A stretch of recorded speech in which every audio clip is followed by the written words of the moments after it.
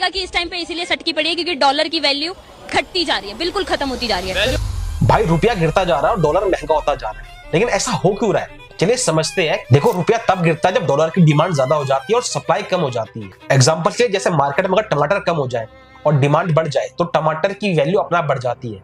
उसी तरीके से डॉलर मार्केट में कम हो गया है, जिसकी वजह से डॉलर के प्राइस बढ़ते जा रहे हैं। लेकिन डॉलर इंडिया में कम क्यों हो रहा है? इसकी भी तीन मेजर वजह है। पहली वजह, फॉरेन इन्वेस्टर्स इंडिया से पैसा विड्रॉ कर रहे हैं। दूसरी, ट्रंप के टैरिफ की वजह से डॉलर महंगा हो रहा है। और तीसरी वजह यह है कि यूएस में इंटरेस्ट रेट ज्यादा है, इसलिए वहां पे इन्वेस्ट करने पर रिटर्न ज्यादा मिलता है। लेकिन डॉलर की डिमांड इतनी बढ़ क्यों रही है? इसकी मेजर वजह यह है कि वर्ल्ड में कहीं पर भी कोई भी बिजनेस हो, उसकी जो पेमेंट होती है वो हमेशा डॉलर में की जाती है। जैसे क्रूड ऑयल इंपोर्ट करने के लिए डॉलर की जरूरत पड़ती है, उसी तरीके से गोल्ड को इंपोर्ट करने के लिए भी डॉलर चाहिए होते हैं, और कंपनीज को यूएस में इन्वेस्ट करने के लिए भी डॉलर चाहिए होते हैं। और इसी वजह से डॉलर की डिमांड बढ़ती जा रही है। अभी डॉलर का रेट 90 रुपए के आसपास चल रहा है, लेकिन आगे क्या ये 100 रुपए हो सकता है या 80 रुपए हो सकता है? इसका जवाब आगे के डील्स पर डिपेंड करता है। तो डॉलर का फ्यूचर क्या हो सकता है? ये डिपेंड करता है ट्रेड और एक्सपोर्ट पर। आप क्या सोचते हो, क्या डॉलर 100 रुपए को क्रॉस कर जाएगा? कमेंट में बताओ और फॉलो कर लो फाइनेंशियल सागर को।